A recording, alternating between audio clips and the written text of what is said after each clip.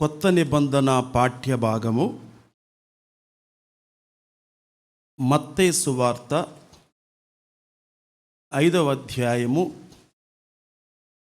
43వ వచనం నుండి ఆఖరి వరకు స్పష్టంగా గట్టిగా నిదానంగా చదవాలని మనవి చేస్తున్నాను. పొరుగువాన్ని ప్రేమించి నీ శత్రువును ద్వేషించుమని చెప్పబడిన మాట మీరు విన్నారు కదా. నేను మీతో చెప్పినదేమనగా, మీరు పరలోకమందున్న మీ తండ్రికి కుమారులై ఉండునట్లు మీ శత్రువులను ప్రేమించుడి, మిమ్మును హింసించు వారి కొరకు ప్రార్థన చేయుడి.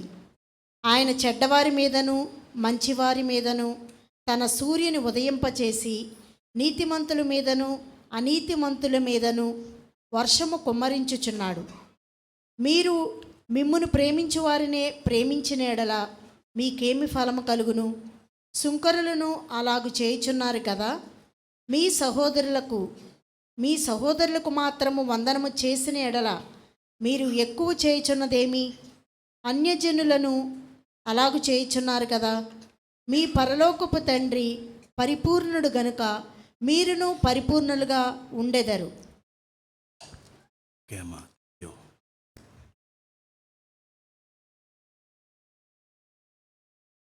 43వ వచనం నుండి 48వ వచనం వరకు ఆ వచనాలకి టైటిల్ ప్రేమ సిద్ధాంతం. చెప్పండి మీరందరూ. ప్రేమ సిద్ధాంతం. ప్రేమ గురించి ప్రేమామయుడు చెప్తున్నాడు. దేవుడి ఆధ్యాత్మిక రాజ్యానికి, పరలోక రాజ్యానికి ఆయువు పట్టు ప్రేమ. ఈ ప్రేమ రాజ్యానికి నాయకుడు, రాజు ప్రేమామయుడు. ఆయన చెప్తున్నటువంటి సిద్ధాంతం. ఇప్పుడు ఈ 43వ వచనంలో మీ శత్రువులను ద్వేషించమని చెప్పబడిన మాట మీరు విన్నారు కదా. దేవుడు శత్రువులను ద్వేషించమని చెప్తాడా?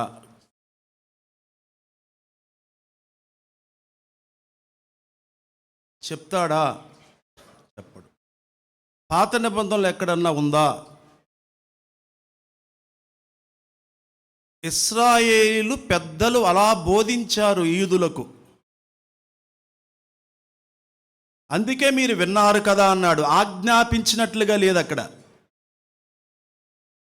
ఆజ్ఞాపించినవి తర్వాత ఉన్నాయి. ఆజ్ఞలు అంటే కంపల్సరిగా చెయ్యవలసినది. సలహాలు సూచనలు వేరు. మీకు ఇష్టమైతే చెయ్యొచ్చు, కష్టమైతే చేయకపోవచ్చు. కానీ ఆజ్ఞ అనేది చేయకపోతే తీర్పు పాలు అందరూ అవుతారు. మత పెద్దలు చెప్పిన బోధే కానీ ఇది దేవుడు పాత నిబంధనలో ఎక్కడా చెప్పలేదు. అందుకే అక్కడ ఏమన్నాడు? వ్రాయబడింది అన్నాడా? విన్నారు కదా అన్నాడా? విన్నారు. అలా కాదు. 44వ వచనం చదవండి. మీరు పరలోకమందున్న మీ తండ్రికి కుమారులై ఉండునట్లు మీ శత్రువులను ప్రేమించుడి, మిమ్మల్ని హింసించు వారి కొరకు ప్రార్థన చేయండి. ప్రేమ అందరూ అనండి. ప్రేమ ప్రేమ ప్రేమ. ఆ మాట ఎంత బాగుందో. ప్రేమ. ఇప్పుడు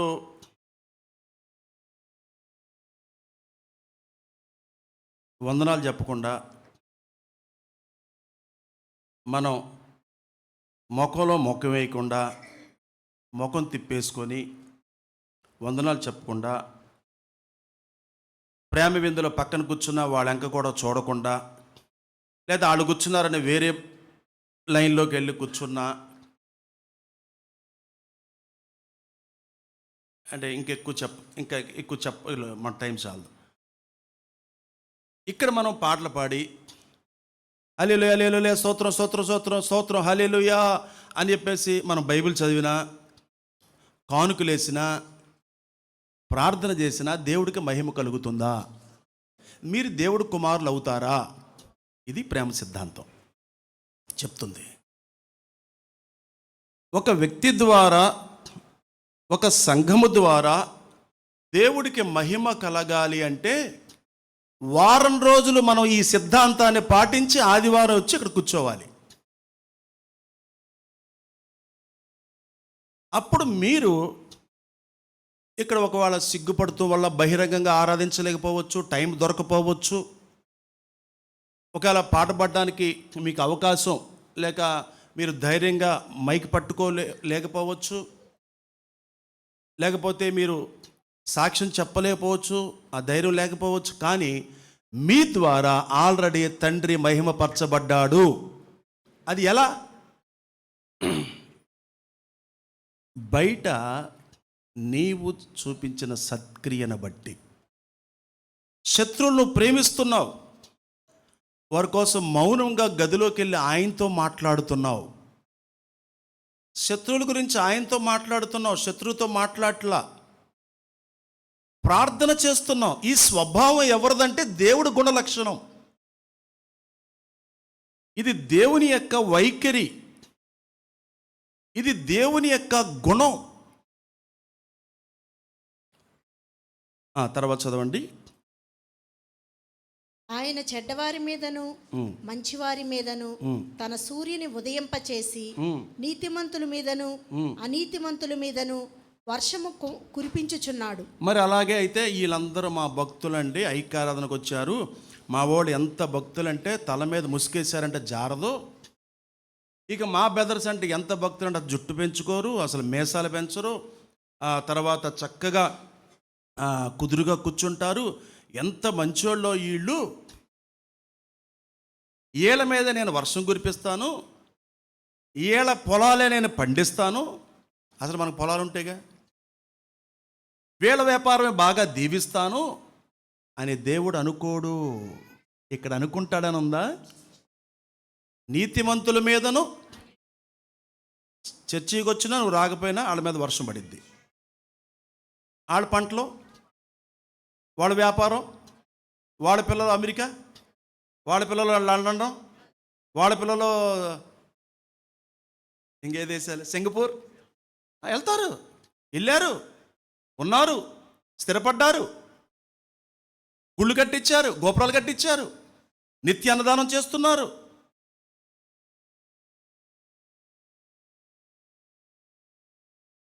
మేము క్రైస్తవులు అనే భ్రమలో బ్రతుకుతున్న మనకు ఇది ప్రేమ సిద్ధాంతం ఏం చెప్తుందంటే, ఈ ప్రేమ సిద్ధాంతం ఏం చెప్తుందంటే, నీ శత్రువుల కొరకు నువ్వేం చేయాలి? మేలు చేయాలి. నీ శత్రువులు మేలు నువ్వు కోరాలి. నీ ప్రార్థన అంశం నీ శత్రువే. ఎందుకంటే నువ్వు శత్రువు అని అనుకుంటున్నావే, వాళ్ళ సృష్టించిన సృష్టికర్త చెప్తున్నాడు, వారికి నేను వర్షం కురిపిస్తాను, మీకు కూడా వర్షం కురిపిస్తాను. మీరు వందనాలు చెప్పేవారికే వందనాలు చెబితే ఏంటి గొప్ప అంటున్నాడు. మీకు ఎవరైతే వందనాలు చెప్పరో వారికి మీరు వందనాలు చెప్పండి, ఎవరైతే మీరు చెప్పండి మాట్లాడరో వారితో మీరు మాట్లాడండి, మీరు ప్రేమించండి, మీరు క్షమించండి. ఇది ఎంత బాగుంది ఈ సిద్ధాంతం. అనుసరించినా అనుసరించకపోయినా కానీ కంపల్సరీ ఆజ్ఞ. మొదటి యోహాను పత్రిక 4వ అధ్యాయము 8వ వచనం చదువుతారా? మొదటి యోహాను పత్రిక 4వ అధ్యాయము 8వ వచనం. ప్రేమ స్వరూపి, ప్రేమ లేనివాడు దేవుని ఎరుగడు. దేవుడెవరు? ప్రేమ స్వరూపి. ప్రేమ లేనివాడు దేవుణ్ణి ఎరుగడు. ఇప్పుడు నాలో ప్రేమ లేదనుకోండి, దేవుడు నాకు తెలుసని చెప్పుకుంటే నేను అబద్ధికుని అవుతాను.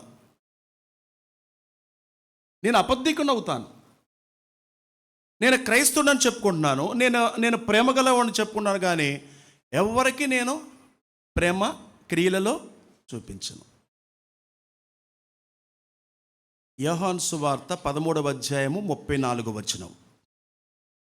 యోహాను సువార్త 13వ మీరు 34వ వచనం. మీరు ఒకరినొకరు ప్రేమింపవలనని ఒకరినొకరు ప్రేమింపవలనని మీకు క్రొత్త ఆజ్ఞ ఇచ్చుచున్నాను. మరణానికి ముందు రాత్రి దేవుడి మనస్సులో ఉన్న తలంపు ఇది. మరణానికి ముందు రాత్రి దేవుని మనస్సులో ఉన్న తలంపు ఏంటో తెలుసా?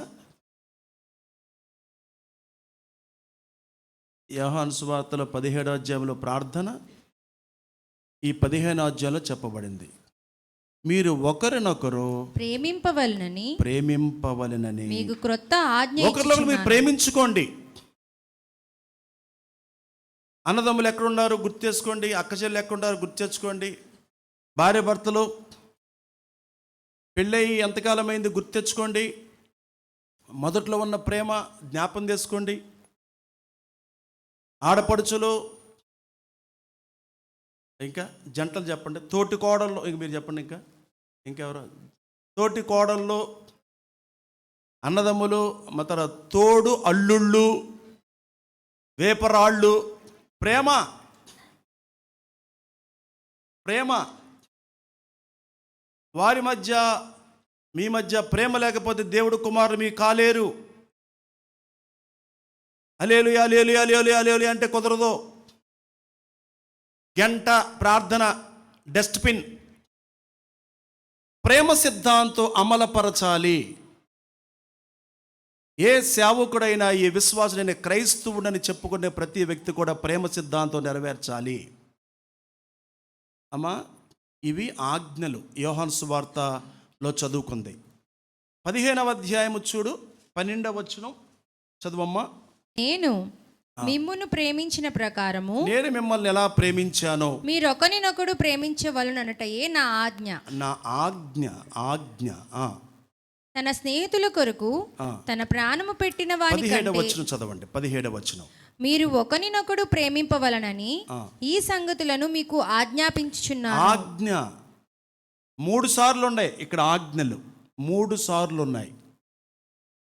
ఇందాక మాట్లాడుకున్నాం, సలహాలు కాదు. ప్రేమించవచ్చుగా, చూడు కొద్దిగా మీ ఆవిడ్ని ప్రేమించు, మీ భర్తను ప్రేమించు, కొద్దిగా నీ కొడుకుని ప్రేమించవచ్చుగా, నీ కూతుర్ని ప్రేమించవచ్చుగా. సలహాలు కాదు, సూచనలు కాదంటే ఇది ఆజ్ఞ. ఆజ్ఞ ఇది కంపల్సరీ. దీన్ని ఆ ప్రేమ, ఆ వైఖరి, ఈ క్రమము, ఈ సినిమా, ఈ చిత్రం చూసిన వారు దేవుణ్ణి మహింపరుస్తారంట. అది ముఖ్యమైన సంగతి. ఈ స్టోరీ ఎంత అద్భుతంగా ప్రేమ గురించి ఇక్కడ వ్రాయబడిందంటే, అమ్మ మీరు అనుకునే ప్రేమ కాదు. ఇన్స్టాగ్రామ్లో హాయ్ పెడితే మీరు హాయ్ పెట్టే ప్రేమ కాదు, లేక ఫేస్బుక్లో హలో అంటే హలో అనే ప్రేమ కాదు. మా రోజుల్లో ప్రేమ వేరు, ఈ రోజుల్లో ప్రేమ వేరు. ఇక్కడ చెప్పేది అగాపే. ఏ పే? గూగుల్ పే లాగా. అగాపే అంటే దేవుని ప్రేమ, దైవ ప్రేమ, రక్తము చిందించిన వాని యొక్క ప్రేమ. ఎలా మిమ్మల్ని ప్రేమిస్తున్నాడో, ఎలా మనల్ని క్షమించాడో. వాస్తవంగా మనము యోగ్యులము కాము, కానీ మనల్ని యోగ్యత చూపించి ప్రేమించాడు. నిజంగా మనం శిక్షకు గురి కావాల్సిన వారం, మరణానికి గురి కావాల్సిన వారం.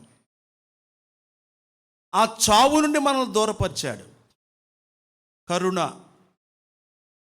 అనుగ్రహం, దయ, జాలి, ఇవన్నీ కూడా దేవుడు మనకి ఉచితముగా అనుగ్రహించాడు. యేసు మరణము ద్వారా తన ప్రేమను మనపై కుమ్మరించాడు. 1 పేతురు చదువుతారా? 1వ అధ్యాయం 22వ వచనం. 1 పేతురు 1వ అధ్యాయం 22వ వచనం. మీరు క్షయబీజము నుండి కాక శాశ్వతమగు జీవము గల దేవుని వాక్య మూలముగా అక్షయ బీజము నుండి పుట్టింపబడిన వారు కనుక నిష్కపటమైన సహోదర ప్రేమ కలుగునట్లు మీరు సత్యమునకు విధేయులవుట చేత మీ మనసులను పవిత్రపరచుకొనిన వారయుండి ఒకనినొకడు హృదయపూర్వకముగాను మిక్కటముగాను ప్రేమించుడి. హృదయపూర్వకంగా ఎలా ఉంటుంది ప్రేమ? నువ్వు ఆర్ట్ఫుల్గా ప్రేమిస్తున్నావా అని భార్య అడిగింది అనుకో భర్తని, అసలు ఆయనకి హార్ట్ ఏంటో తెలుసా?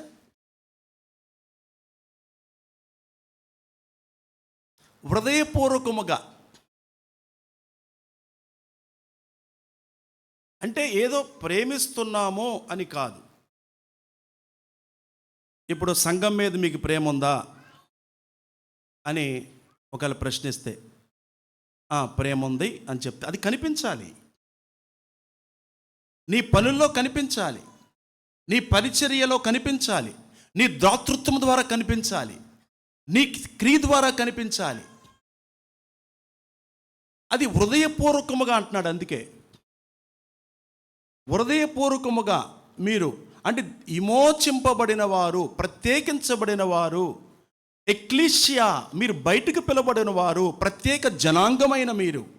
ఇది పెదవులతో స్తుతి చేస్తే సరిపోదు. అందరు చెప్పండి, పెదవులతో హల్లెలూయా స్తుతులంటే సరిపోదు.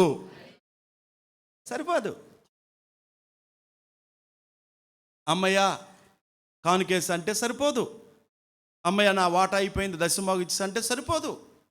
అది ఎలాంటి ప్రేమ కార్యము, ప్రేమ సిద్ధాంతము అమలపరుచుట ద్వారా.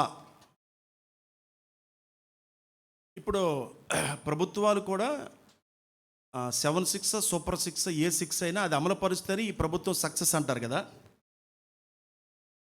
ఈ ప్రేమ సిద్ధాంతం అమలుపరిచిన వాడే సక్సెస్ అవుతాడంట. ఈ ప్రేమ సిద్ధాంతం అమలుపరిచిన వాడే దేవుడు కుమారుడుగా పిలువబడుతున్నాడు. ఇంకా చాలా రెఫరెన్స్ ఉన్నాయి కానీ త్వరగా మనం ముందుకు వెళ్దాం. తీతు పత్రిక 3వ అధ్యాయము 14 వచనం చదవండి, లేక 12 చదవండి. 12 నికోపోలిలో శీతాకాలము గడపవలనని నేను కొన్నాను కనుక నేను అర్తెమానైనను తూకీకునైనను నీ యొద్దకు పంపినప్పుడు అక్కడికి నా యొద్దకు వచ్చుటకై ప్రయత్నము చేయము. ధర్మశాస్త్రి వేది అయిన జేనాను అపోల్లోనును శీఘ్రముగా సాగనంపుము. వారికి ఏమీ తక్కువ లేకుండా చూడుము. మనవారును నిష్ఫలులు కాకుండా, అంటే క్రీస్తు యేసులో రక్తబడిన మన సంఘం, మన సహవాసం, మన కుటుంబం తర్వాత నిష్ఫలులు కాకుండా నిమిత్తము అవసరమును బట్టి సమయోచితముగా సత్క్రియలను శ్రద్ధగా చేయుటకు నేర్చుకొనవలెను. మళ్ళీ చదవాలి. మన అవసరమును బట్టి. అందరనండి, అవసరమును బట్టి, అనవసరంగా కాదు, అనవసరంగా కాదు. ఏమనంటే అవసరతను బట్టి, సమయోచితంగా. అంటే పెళ్ళ వెళ్ళండి, ప్రయాణం చేయండి, డబ్బులు ఖర్చు పెట్టండి. చోవా వెళ్ళండి, డబ్బులు ఖర్చు పెట్టండి. ఎమర్జెన్సీయా వెళ్ళండి, కానీ అనవసరమైంగా వద్దు. మళ్ళీ చదవమ్మా. మనవారును నిష్ఫలులు కాకుండా నిమిత్తము అవసరమును బట్టి సమయోచితముగా సత్క్రియలను మంచి పనులను శ్రద్ధతో చెయ్యాలి. ఉసూరుమంట చెయ్యొద్దు, సనుగుతూ చెయ్యొద్దు, అంతా నా మీదే పడింది అనుకోవద్దు. అసలు ఇవాళ కుకింగ్ టీం వాడు గుర్తొచ్చేస్తున్నారు నాకు. వంటోడు దొరకలా. ఎందుకు దొరకలే అంటే పెళ్ళిళ్ళు బాగా ఉన్నాయంట, ముహూర్తం బాగుందంట ఈరోజు. అందుకు కిరాయి వాళ్ళకి ఎక్కువ వస్తుందని మన కిరాయి తక్కువ అని అసలు ఫోన్లు కూడా ఎత్తట్లా. ఈ కుకింగ్ టీం అన్నారు మేము చేసేస్తామన్నారు. మీరేం చేస్తారా అంటే ఒక ఆయన అంటాడు, ఏమన్నా అబ్బాయి వాళ్ళు తరపుతున్నారా అమ్మాయి వాళ్ళు తరపుతున్నాడా అన్నాడు. నాకు కొద్ది బలి పెరిగింది. మాకు కూడా ఇంట్లో నిజమే కదా, అబ్బాయి తరపున మెప్పించాలా, మనం అమ్మాయి తరపున మెప్పించాలా, ప్రేమ విందుకి అన్నట్టుగా చెప్పాడు. కరెక్టేగా? అంటే ఇది ప్రేమ విందు కాబట్టి మనం చేద్దాం, వంటోళ్ళు లేకపోతే. మొత్తానికి ఏం చేసే తర్వాత కిందకి వెళ్ళి చూద్దాం. ఉంటారో పారిపోతారు ఈ ఆఖరిలో. పాపం కిషోరు నిలబడ్డాడు. అనారోగ్య పరిస్థితుల్లో హాస్పిటల్కి వెళ్ళి ఇంజక్షన్లు చేయించుకొని ఉదయం పొద్దున్నే వచ్చి నిలబడ్డాడు. కిషోర్ని బట్టి కూడా మనం ప్రార్థన చేద్దాం, ప్రభువును స్తుతిద్దాం. ఇక్కడ చూడండి, ఇష్టపూర్వకముగా అనే మాట దగ్గర మనం కొద్దిగా పక్కకు వెళ్ళాం. సనగొద్దు, అలా సనిగే బదులు సైలెంట్గా ఇంటికి వెళ్ళిపోండి, అది బైబిల్ చెప్పేది. అనొద్దు, మౌనంగా ఇంటికి వెళ్ళిపోవాలి. చేస్తారా? మనస్ఫూర్తిగా సంతోషంగా మీరు చేయాలి. అది హార్ట్ఫుల్, హృదయపూర్వకముగా ఇవ్వండి. మీరు అది పూర్తి చేస్తారా? ఇవ్వండి, హృదయపూర్వకముగా చెప్పొచ్చుగా. చెయ్యండి, రండి, అలా. ఇంకా మనం ఇక్కడ చూస్తాడు ధారాళముగా. అందుకే పౌలు గారు కొరింథీ సంఘంతో మాట్లాడతారు. ఎందుకంటే కొరింథీ సంఘంలో చాలా సమస్యలు ఉన్నాయి. కొరింథీ సంఘం గురించి ఆల్రెడీ బ్రదర్ జాన్ గారు మనకు చక్కగా వివరించాడు. అస్థిరమైన ధనమేందు మీరు నమ్మకం పెట్టుకోకుండా, తర్వాత ఏమన్నాడు? అనుభవించుటకు. బైబిల్ చదవడం ఎవరికి రావట్లా, ఇంతమంది ఉన్నారు. మరి బెదర్స్ అయితే అసలు టచ్ చేయట్లే బైబిల్ని. ఒకళ్ళకి బ్యాటరీ డౌన్ అయిందనుకో, ఇంకోళ్ళన్నా బ్యాటరీ పనిచేయాలిగా. ధారాళముగా దయచేయు దేవుని యందే నమ్మకించుడని. అది మళ్ళీ ఈ మాట అంతా చెప్పడం. ధారాళముగా దయచేయు, దేవుని యందే నమ్మకం ఉంచుకోవాలి. ఎవరి యందు నమ్మకం? నా వైపు చూస్తున్నారా? ధారాళముగా దయచేయి, ఆయన యందే నమ్మకం.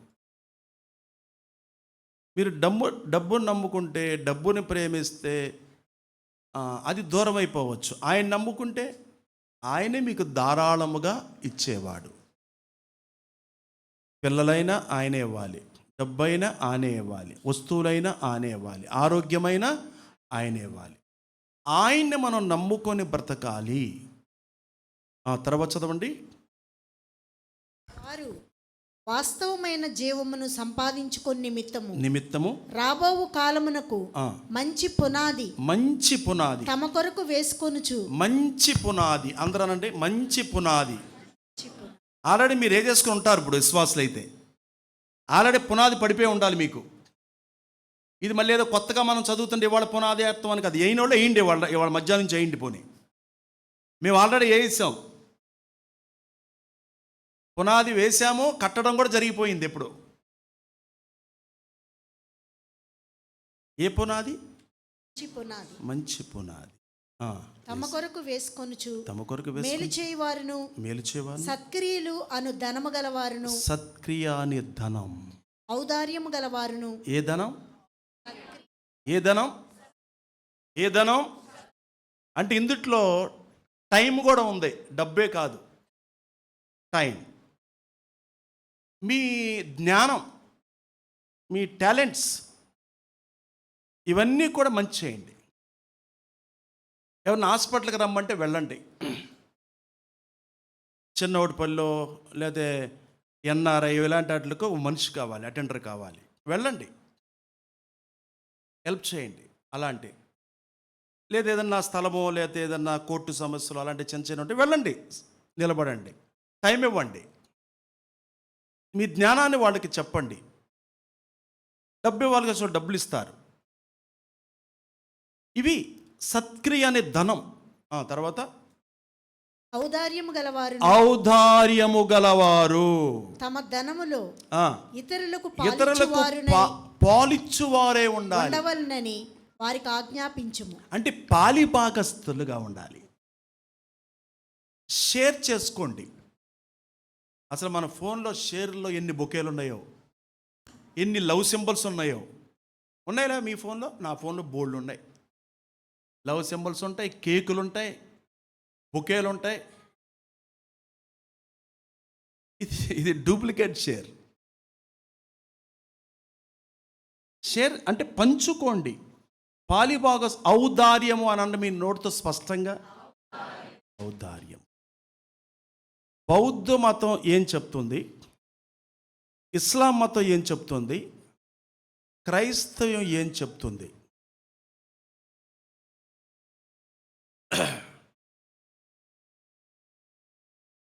వాళ్ళు చెప్తున్నారు, వాళ్ళు చేస్తున్నారు, పెద్ద పెద్ద మందిరాలు గుళ్ళు కట్టిస్తున్నారు, పేపర్లో చూస్తున్నారు. ఇక్కడ బౌద్ధ మతం చూస్తే వాళ్ళ 10 పరిపూర్ణతలు ఉన్నాయంట. 10 పరిపూర్ణతలు వాళ్ళు చేయాలంట. ఏ మతం? బౌద్ధ మతం.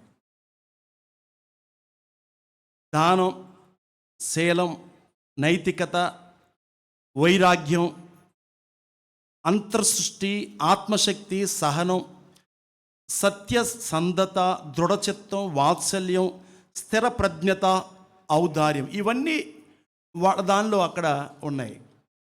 ఈ ఇస్లాం దైవాన్ని సంతృప్తి పరచడం కొరకు వాళ్ళు చేసేది ఏంటంటే, ఒకడు ఎంతిచ్చినా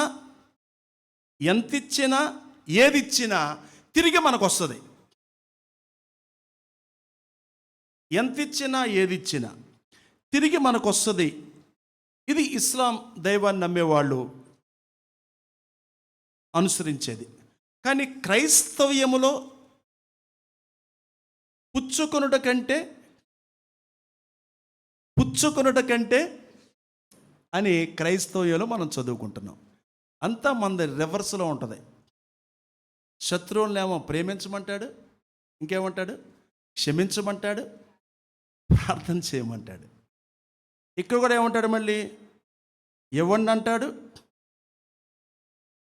సత్క్రియలు కలిగి ఉండమంటాడు, పుచ్చుకొనుట కంటే ఇవ్వటం మంచిదంటాడు. అది మనం చదువుకున్నాం కొరింథీయులకు రాసిన పత్రికలో. అపోస్తుల కార్యంలో 20వ అధ్యాయము 35వ వచనం చదవండి.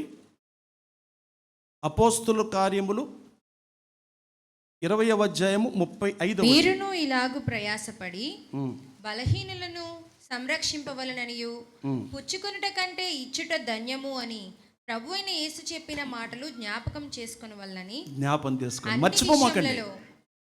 మర్చిపోకుండా మనం జ్ఞాపకం చేసుకోవాల్సింది అంటే ఈ సిద్ధాంతం మనం జ్ఞాపకం చేసుకోవాలి. ఇది మనకు నేర్పిస్తుంది. ఇంకా పాత నిబంధనలో కూడా చాలా వాక్య భాగాలు ఇశ్రాయేలు ప్రజలకు ఇవ్వటం జరిగింది. నిర్గమకాండం 36:1 చదివితే మీకు అర్థమైంది. వాళ్ళకి పాత నిబంధనలో వదల్లా, కొత్త నిబంధనలో కూడా వదల్లా. మర్చిపోకండి, అదే నెరవేర్చాలి, అదే జరిగించాలి ప్రతి క్రైస్తవుడు. నిర్గమకాండం చూడండి 36వ అధ్యాయము 1వ వచనం. పరిశుద్ధ స్థలము యొక్క సేవ నిమిత్తము ప్రతి చేయు బ్యాటరీ అయిపోయింది. అది సేవ నిమిత్తము ప్రతి విధమైన పని చేయ తెలుసుకొనుటకై యెహోవా ఎవరికి. ఈ మాట గమనించాలి, ఆ మాట గమనించాలి. మీకు చదువుంటే మీరు తర్వాత చదువుకోవచ్చు. దేవుడు అంటే ఒక పరీక్ష పెట్టాడు ఇక్కడ. అసలు ఎవరు ఎలా ఇస్తారో చూద్దామని. ప్రత్యక్షపు గుడారం పని విషయంలో అసలు వాళ్ళ మనసులు ఎలా ఉండే చూద్దాం అనుకున్నాడు దేవుడు. వాళ్ళ స్వభావం ఎలాదో టెస్ట్ చేయడానికి దేవుడు టెస్ట్ పెట్టాడంట. ఆ టెస్టే 36వ అధ్యాయము 1 నుండి చదవండి. పరిశుద్ధ స్థలము యొక్క సేవ నిమిత్తము ప్రతి విధమైన పని చేయ తెలుసుకొనుటకై యెహోవా ఎవరికి ప్రజ్ఞా వివేకములు కలుగచేశాడు. ఎవరికే సామర్థ్యం ఇచ్చాడో తెలుసుకోవడానికి. ఇవాళ ప్రేమ విందులో ఇప్పుడు మన వాళ్ళందరూ ఇన్వాల్వ్ అయ్యి చేసినట్లుగా ఇప్పుడు ఎలా ఉందో మనం తింటే కానీ చెప్పండి. ఇప్పుడు నేను అడగాలన్నమాట, పచ్చడి ఎవరు చేశారు, కూర ఎవరు చేశారు. ప్రతిజ్ఞ అంటే నైపుణ్యత ఎవరు. ఈ టీవీ బిగించింది ఎవరు, ఈ డెకరేషన్ చేసింది ఎవరు, ఈ డిజైన్ ఎవరు, అది దేవుడు తెలుసుకోవాలనుకుని అక్కడ చెప్పాడు. చదవమ్మా. వివేకములు కలుగచేసెను. అట్టి బెసలేలును అహోలియాబును మొదలైన ప్రజ్ఞావంతులు అందరును యెహోవా ఆజ్ఞాపించిన అంతటి చొప్పున చేయుదురనెను. అది ప్రియ సహోదరి సహోదరులారా, దేవుడు ఒక్కోసారి మనకు కూడా అవకాశం ఇస్తాడు. ఏం అవకాశం ఇస్తాడంటే, వీళ్ళు అసలు ఏం చేస్తారో చూద్దాం. టెస్ట్. అనారోగ్యం వస్తే ఏం చేస్తారు, వీళ్ళ దగ్గర డబ్బులు లేకుండా ఏం చేస్తారు చూద్దాం. వీళ్ళకి డబ్బులు ఇద్దాం, అసలు ఏం చేస్తారో చూద్దాం. వీళ్ళకి మంచి ఆరోగ్యం ఇద్దాం, ఏం చేస్తారో చూద్దాం. వీళ్ళ వ్యాపారం దీవిద్దాం, టెస్ట్ చేద్దాం, అసలు వీళ్ళు ఏం చేస్తారో చూద్దాం. అండ్ మీరందరూ ఇక్కడే ఉన్నారుగా, మీకు అర్థమైందా? ఇస్తాడు, చూస్తాడు, ఇవ్వకుండా పరీక్షిస్తాడు. అందుకే అసలు వీళ్ళు పనిచేస్తారా లేదా అని వాళ్ళ ప్రేమ విందులో వంటోం లేకుండా చేశాడు దేవుడు. శివయ్య గారు ఎంతమందికి ఫోన్ చేశాడు వంట మేస్త్రి కోసం. నా ప్రయత్నం నేను చేశాను, శేఖర ప్రయత్నం చేశాడు. మొత్తాన్ని మేము రాము అన్నారు అంతే, మా కుదరదు అన్నారు అంతే. ఒకవేళ అడిగినా 5,000 అడిగారు, అంత ఇచ్చుకోలేములే అన్నాం. నైపుణ్యత అసలు ఏంటి? ఈ ఎలమంది అనే వ్యక్తి ఎందుకు ఉపయోగపడతాడు? అసలు సంఘంలో ఉన్నాడు, చూస్తాడు. ఈమె ఎందుకు అసలు ఉపయోగపడుతుంది నాకు, చూస్తాడు. చూచుడు ద్వారా వాళ్ళు సామర్థ్యాన్ని బట్టి, వాళ్ళు చేసే పనిని బట్టి దేవుడికి మహిమ కీర్తి కలుగునట్లుగా ఆయన అలా చేస్తాడని ఇక్కడ మనం ఈ ప్రేమ సిద్ధాంతంలో మనం గమనిస్తున్నాం. ఇప్పుడు మనం ఎన్నో పూలు, రకరకాల రంగులు పూలు చూస్తున్నాం. కొన్నిటికి పేరు కూడా మనకు తెలియదు. వైజాగ్ పార్కులో కానీ లేకపోతే అరకులో కానీ చాలా చెట్లు, కొన్ని పేర్లు కూడా తెలియదు కదా, రంగులు. ఆ పాట కూడా ఏదో ఉందని సండే స్కూల్ పిల్లలు ఏదో పాట పాడారు ఈ మధ్య, పోయిన సంవత్సరం మధ్య. రంగులు, పూలు, పక్షుల గురించి పాటలు పాడు. నాకు గుర్తుంది, వాళ్ళకి గుర్తులేదు, ఏదో గుర్తు వచ్చింది నాకు. ఒక వంకాయ సృష్టించి బీవిచ్చేస్తే సరిపోతా బతకడం మనిషి? ఏం సురకాయ ఉలుకుపడ్డావా? ఒక వంకాయలు ఇచ్చి బీవిచ్చి బతకరా అని వదిలేస్తే మనిషి బతకలేడా? వంకాయతో పచ్చిపులుసు కూడా పెట్టుకోవచ్చుగా. మరి ఇన్ని రకాల పూలు, ఇన్ని రకాల కాయలు, ఇన్ని రకాల బియ్యం దేవుడు తన ఔదార్యము చొప్పున చేశాడే. మనకు కొంతైనా ఔదార్యం ఉండాలి కదండి, జాలి కొద్దిగానే ఉండాలి మనకి ఇతరుల పట్ల. అప్పారావు గారు, బియ్యంలో ఎన్ని రకాలు ఉన్నాయి మీకు తెలుసా? మన సైడు బియ్యం రకరకాల పేర్లు ఉన్నాయి, మీ సైడ్ ఏం పేర్లు ఉన్నాయి? మీకు తెలియని పేర్లు చదువుతాయి అంటారా మీరు? తెలుసు నాకు తెలుసానండి. బియ్యం ఎంతమంది తెలుసు? ఓకే.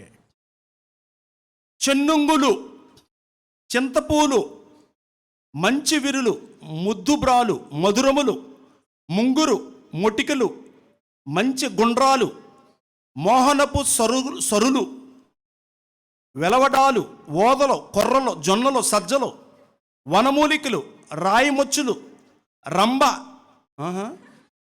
చెక్కిళ్ళు, వరి, గోధుమలు, శ్రీరంగాలు, సింధు, కర్పూరాలు, గోరజాసాలు, చౌళ్ళు, గోరవంక, రాజసాలు, చమరాలు, చిలక మొక్కలు. ఇవి ఉన్నాయి మీ సైడ్ ఏమన్నా? ఏమేం లేదా? పెండె మడుపులు, పశువు ముద్దలు, ఎవలు తెలుసుగా, బైబిల్లో ఉంది. ఎవలలు, తైదులు, బలుగుత్తులు, సామలు తెలుసు, ఇప్పుడు వచ్చింది ఈ మధ్య మనకి. రాజనాలు, అలుగు రాజనాలు. ఇందులో అసలు మీరు ఏ పేర్లను విన్నారా? ఈ మధ్య మనుగుల్లోకి వచ్చినాయి అవిస్సులు, ఇవన్నీ ఇంకేంటి, కొర్రలు, సాములు, ఇవన్నీ వాడుతున్నారు. ఎందుకంటే వర్షం లేకపోయినా మంచుకు పండుతాయంట అవి, రాను దినాలు వర్షాలు పడవంట. అందుకే ఏమంటారు శాస్త్రజ్ఞులు, వీటిని అలవాటు పడండి మీరు, రాను దినాలు మీకు బియ్యం దొరకదు అని చెప్తున్నారు. ఇన్ని రకాల సృష్టి దేవుడు ఎన్ని ఇచ్చాడు, ఎన్ని పూలు, ఎన్ని చెట్లు, ఎన్ని కూరగాయలు ఇచ్చాడు, అంత ఔదార్యంలో ఇచ్చినాడే. మరి క్రైస్తవులను చెప్పుకున్నాం, మేము దేవుడు పెట్టమని చెప్పుకున్నాం, కొంచెం కొంచెం ఔదార్యం, కొంచెం జాలి, దయ కొంచెం కూడా లేదా మీకు? కొంచెం కూడా లేదా? కొంచెం దాలి జై కొంచెం అన్న లేదా? అది దేవుడు అడుగుతాడు. అది మీరు చేసినప్పుడు నేను సంతోషిస్తాను. ఇక నా కుమారుడు, ఇక నా పిల్లలు, వీళ్ళు వారసులు, వీళ్ళని బట్టి నేను సంతోషిస్తున్నాను. తండ్రికి ఎప్పుడు మహిమ కలుగుతుంది? నీ కుటుంబాన్ని బట్టి నీ వీధులు ఎప్పుడు మహిమ కలుగుతుంది? ఈ ప్రేమ సిద్ధాంతం అనేది కంపల్సరీ. నువ్వు ఏ చర్చికైనా వెళ్ళు, ఈ చర్చిలు పరలోకంలో ఉండవు. నీది ఏ సిద్ధాంతమైనా కావచ్చు, కానీ ఈ సిద్ధాంతం దేవుడిచ్చిన సిద్ధాంతం. నువ్వు ఏ ఫెలోషిప్ అయినా కావచ్చు, పరలోకం వెళ్ళదు. జీవమగల దేవుని సంఘమే పరలోకంలో ఉంటుంది. స్వరక్తమిచ్చి సంపాదించిన సంఘమే పరలోకంలో ఉంటుంది. ఇవన్నీ ఇక్కడ పెట్టుకునే వాళ్ళు వీళ్ళ మెప్పు కోసం, వీళ్ళ గంత కోసం పెట్టుకున్నాయి. స్వరక్తమిచ్చి సంపాదించిన దేవుని సొత్తు అంటే ఎవరైతే దేవుడు కుమారులుగా కుమార్తెలుగా చలామణి అవుతూ ప్రేమ సిద్ధాంతాన్ని అమలుపరుస్తూ ఫోకస్ చేస్తూ దేవుడిని సంతోషపెట్టి ఒక క్రైస్తవులుగా వాళ్ళు చలామణి అవుతున్నారో, ఈ మత్తయి సువార్తలో చెప్పబడిన 5వ అధ్యాయము 43వ వచనం, 44, 45, 46, 47. అందుకే దేవుడిని మనం అన్నాం ప్రేమమయుడు. ఆయన ప్రేమమయుడు. మనలో కుళ్ళు ద్వేషాలు ఉంటాయి, మత్సరాలు ఉంటాయి. మెట్టులు దిగితే ఒకరి మొహం ఒకరు చూసుకో, మెట్టులు దిగితే ఒకరితో ఒకరు మాట్లాడుకోరు. కనీసం ఒక్క ఫ్యామిలీని సెలెక్ట్ చేసి కూడా కూర్చొని మాట్లాడుకోలేరు. మనం క్రైస్తవులం, మనం ఆరాధికులం. ఒక్క ఫ్యామిలీతో మాట్లాడిన సందర్భాలు, ఒక్క ఫ్యామిలీని దర్శించిన సందర్భాలు దేవుడు కుమారులకి. అందుకే అన్నాడు కొద్దిగా ఔదార్యం, నేను మీ కొరకు ఎన్ని చేశాను కదా అని దేవుడు అడుగుతాడు. ఆ ప్రేమ సిద్ధాన్ని అమలుపరిచే విధానంలో మనం మనసు కలిగి ఉందాం. ప్రభు అలా మనకు సహాయం చేసి నడిపించునుగాక. ఆమేన్. దేవునికి స్తోత్రం. హల్లెలూయా.